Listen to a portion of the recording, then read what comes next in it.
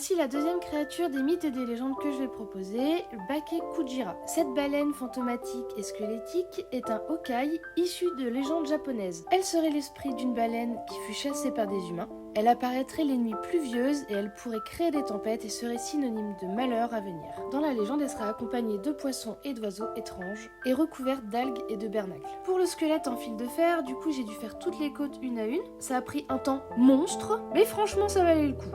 Pour cette sculpture, j'ai utilisé 2 pâtes différentes. En premier, j'ai utilisé de la super sculpée beige pour les parties qui ne craignaient rien, soit la tête et la base de la colonne vertébrale de la baleine. Et pour les parties les plus fines qui risquaient plus facilement de se casser, j'ai utilisé de la cosclée. Pour rappel, du coup, c'est une pâte qui, une fois cuite, reste molle et un peu flexible. Dans la légende, elle est censée être recouverte d'algues, mais moi j'avais plutôt envie qu'en fait son corps se transforme petit à petit en algues, et donc je lui ai plutôt rajouté des espèces d'excroissance à l'intérieur du corps et un peu sur les extrémités. Pour la texture de la peau, j'ai utilisé un outil que j'ai créé, donc c'est une boule texture quoi. C'est un outil très facile à faire et qu'on peut décliner de plein de façons, puisqu'en fait ça dépend surtout des outils que vous allez utiliser pour texturer la boule. Je vais pas vous cacher que ce qui a été très long à faire, du coup c'est la colonne vertébrale et les côtes. Faut être très patient, c'est vrai que là ça paraît rapide, mais en fait j'y ai mis beaucoup de temps. Ce qui aide du coup c'est quand on a une base qui est déjà solide, donc d'où le fait de faire une première cuisson quand on fait la première couche de pâte, on va dire. Comme ça on peut travailler sur un modèle qui est déjà un peu dur et ça facilite grandement les choses. Le reste de la sculpture et de la peinture ce sera pour une prochaine vidéo parce que